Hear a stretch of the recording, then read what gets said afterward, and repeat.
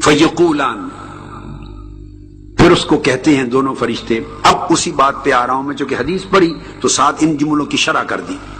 وہ جو میں نے کہا کہ آقا علیہ السلام کی حیات ظاہری میں ہر کسی کو دیکھنے کی اجازت تھی، مومن تھا خواہ کافر تھا خواہ منافق تھا.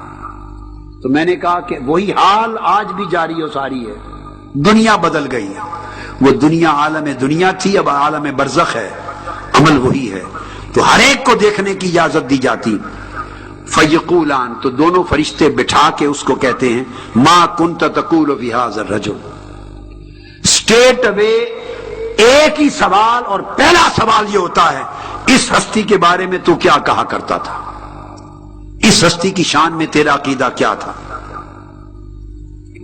اور بتا بھی دیتے ہیں ساتھ، جب آقا علیہ السلام کا چہرہ انور دکھایا جاتا ہے اور آقا علیہ السلام ہر میت کے سامنے ہوتے ہیں. اب وہ کیسے ہوتے ہیں اس کے طریقے الگ ہیں. محدثین نے بحث کی، اس سے ہمیں غرض نہیں. پردہ اٹھا دیا جاتا ہے اور آقا علیہ السلام کو قبر انور میں لیٹے ہوئے دیکھتا ہے، یا فاصلہ کم کر دیا جاتا ہے، شبیہ مبارک ہوتی ہے. غرض اس بحث سے نہیں، میں بتانا یہ چاہتا ہوں کہ آقا علیہ السلام کا چہرہ اقدس ہر میت کو دکھایا جاتا ہے اور کہا جاتا ہے ما کنت تقول فی ھذا الرجل محمد صلی اللہ علیہ وسلم. محمد صلی اللہ علیہ وسلم کا نام لے کر کہتے ہیں کہ ان کی شان میں تیرا عقیدہ کیا تھا. ہر شخص کو آقا علیہ السلام کا دیدار ہوتا ہے اور دکھا کے فرشتے اشارہ کر کے پوچھتے ہیں ہستی کے بارے میں تو کیا کہتا تھا.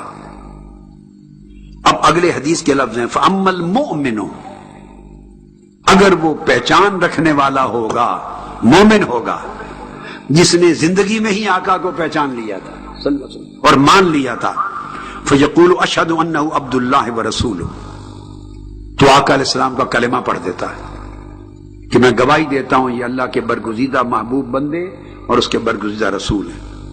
جب وہ آقا علیہ السلام کو پہچان لیتا ہے تو اسے قبر کے اندر ایک طرف دوزخ دکھائی جاتی، دوسری طرف جنت دکھائی جاتی، اور اس کو فرشتے کہتے ہیں فَيُقَالُ لَهُ انظر إِلَى مَقْعَدِكَ مِنَ النَّارِ، دیکھو یہ تمہارا ٹھکانہ تھا دوزخ. اگر تم حضور علیہ السلام کو نہ پہچانتے تو تمہارا ٹھکانہ دوزخ ہوتا. قد ابدلک اللہ بہ مقعدا من الجنہ، چونکہ تو نے حضور علیہ السلام کو اللہ کے محبوب کو پہچان لیا ہے، یہ صرف حضور کو پہچاننے کا صدقہ ہے کہ تیری دوزخ کے ٹھکانے کو جنت میں بدل دیا گیا ہے. اللہ اکبر یا رسول اللہ. اب جو کہنے لگا ہوں غالباً مجھے یاد جہاں تک پڑتا ہے یہ جملہ جو آگے آنے والا ہے شاید میں نے 30 برس میں نہیں کہا کبھی اجتماع میں، اور غالباً یہ کچھ کی سرزمین کا نصیب ہے کہ پہلی بار زندگی میں آپ سے کہہ رہا ہوں. ایک شرح حدیث کی یہاں وہ یہ، جب کہا جاتا ہے فَيُقَالُ لَهُ انظر، اب دیکھ اپنی دوزخ کے ٹھکانے کو، اگر نہ پہچانتا حضور علیہ السلام کو تو یہ جہاں دوزخ میں ہوتا. قد ابدلک اللہ بہ مقعدا من الجنہ، اب حضور علیہ السلام کے واسطے اور وسیلے سے، حضور کو پہچاننے کی وجہ سے، بہی آقا کو پہچاننے کے صدقے اور وسیلے سے تیرے ٹھکانے کو دوزخ کی بجائے جنت بنا دیا گیا. اب اس کے بعد اگلا جملہ ہے جس کے لیے میں نے کہا کہ پہلے نہیں کہا کبھی، وہ یہ آدھی بات کہی ہے جو میں نے، وہ ہر کوئی کہتا ہے، میں آدھا حصہ ہے جو نہیں کہا وہ بتانا چاہتا ہوں. تمام اہل علم عوام اور خواص سمجھ لیں، اور یہ محقق بات کہ وہ جو ٹھکانہ دوزخ سے بدل کے جنت بنا دیا اور اس بندے کو جنت بھیجا، اس کا سبب اسٹریٹ اوے، اس کا سبب اس کے نیک اعمال، نماز، روزہ، حج، زکات اعمال بنے یا معرفت مصطفیٰ بنی. کیا سبب بنا؟ اس کے دوزخی ہونے کی بجائے جنتی بن جانے کا. بولیے، اس کے جنتی ہو جانے کا جو دکھایا گیا، اب تیرا ٹھکانہ جنت ہے، اس کا سبب کیا بنا؟ اس کی نماز، روزہ، حج، زکات جو پڑھتا رہا. قرآن حدیث میں کیا کہا کہ ان نمازوں کی وجہ سے جنت میں تمہیں بیچ دیا. ہے کسی حدیث میں ذکر؟ بولیے، کسی حدیث میں ذکر ہے کہ تو روزے رکھتا تھا اس لیے تیرا ٹھکانہ دوزخ کی بجائے جنت ہو گیا؟ حج کرتا تھا تو جنتی بن گیا؟ احکام شریعت پہ عمل کرتا تھا سو جنتی بن گیا؟ نہیں، کیٹیگوریکلی کہا تیرا ٹھکانہ دوزخ تھا، یہ اگر تو مصطفیٰ کو نہ پہچانتا۔ قد ابدلک اللہ بہی، ان کی وجہ سے، آقا علیہ السلام کو پہچاننے کی وجہ تیرا ٹھکانہ بدل کے جنت بن گیا۔ تو یاد رکھ لیں، اصول یہ ثابت ہوا جو آقا علیہ السلام نے امت کو بتایا کہ میت جو قبر میں پڑا ہے، دوزخ سے اس کی نجات فیصلہ، پہلا فیصلہ، اور جنتی بنائے جانے کا فیصلہ یہ کسی عمل کی وجہ سے نہیں، معرفت مصطفیٰ کے وسیلے سے وہ جنتی بنتا ہے۔ آقا علیہ السلام کی معرفت کے تصدق سے جنتی بنتا ہے۔ حضور کو پہچاننا اسے جنت میں لے جا رہا ہے۔ اب یہاں ایک سوال ہوا کہ وہ پہچاننا تو اعمال کہاں گئے؟ نیک اعمال جو عمر بھر ایمان لایا، نیکی کی، عمل صالح کیے، احکام شریعت پہ عمل کیا، وہ اعمال اور اتباع وہ کہاں گئی؟ اب اس کا جوڑ سمجھا رہا ہوں، سمجھیے۔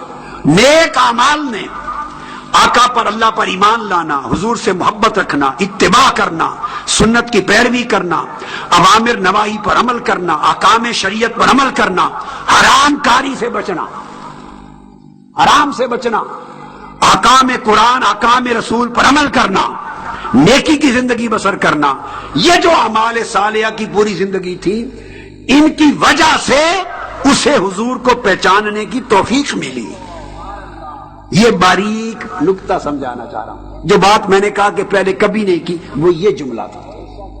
سارے اعمال صالحہ، اتباع رسول، اتباع اسوہ رسول، پیروی رسول، محبت رسول، حضور کی غلامی، شریعت کی پابندی، احکام کی پابندی، نماز، روزہ، حج، زکوٰۃ، کل احکام شریعت، یہ جو اعمال صالحہ کی زندگی، ان کی وجہ سے توفیق ملی، وہ اس قابل بنا کہ آقا کو پہچان سکے۔ اگر یہ کام نہ کرتا ہوتا، ایمان اور اعمال صالحہ سے محروم ہوتا، آقا کے حکم کے خلاف زندگی بسر کی ہوتی، تو اسے آقا علیہ السلام کو پہچاننے کی توفیق نہ ملتی۔ وہ کہتا میں نہیں جانتا، لا ادری کون ہے، نہیں پہچان سکتا۔ توفیق چھین لی جاتی حضور کو پہچاننے کی۔ اعمال صالحہ کی پاکیزہ زندگی اور آقا کی سچی غلامی کی زندگی نے اسے قبر میں حضور علیہ السلام کو پہچاننے کی توفیق دی۔ تو گویا اعمال صالحہ وہ سبب بنے پہچاننے کی توفیق کا، اور حضور کو پہچاننا سبب بنا اس کے جنتی ہونے کا۔ گویا اللہ تعالیٰ نے براہ راست اعمال صالحہ پر اس کے جنتی ہونے کا مدار نہیں رکھا، بلکہ اعمال صالحہ اور اس کے جنتی ہونے کے فیصلے کے درمیان ایک شے رکھی، اعمال اور جنت کے درمیان، اور وہ آقا کا چہرہ دکھا کر حضور کی معرفت کو بنیاد بنایا جنتی ہونے کا، اور معرفت کی توفیق کا سبب بنایا اعمال صالحہ کا۔ آپ کو سمجھ آئیے فرق بات کی؟ تو نیکی کی زندگی اسے پہچاننے کے قابل بنائے گی، مگر جنت کا فیصلہ حضور کو پہچاننے پر ملے گا۔ پہچانے گا تو جنت جائے گا، نہیں پہچانے گا دوزخ جائے گا۔ عین ممکن ہے کئی لوگ ہوں گے جنہوں نے کبھی کوئی نماز بھی نہیں چھوڑی ہوگی مگر پہچان نہیں سکیں گے، توفیق نہیں ملے گی۔ خوارج،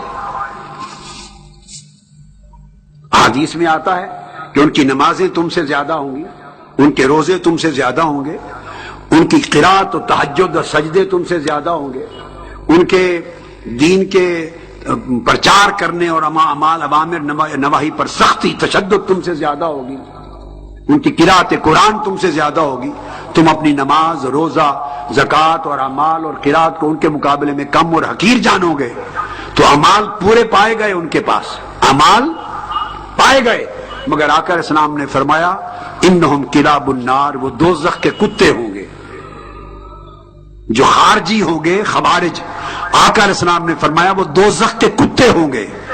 گویا ان کے پاس نمازیں بھی ہیں، خوارج کے پاس روزے بھی ہیں، خوارج کے پاس حج اور زکات بھی ہے، خوارج کے پاس حلال و حرام پر عمل بھی ہے، یہ سارے اعمال ہیں، مگر یہ اعمال سارے مل کر اسے دوزخ سے نہیں بچا سکے، خارجی کو، خوارج کو دوزخ سے نہیں بچا سکے۔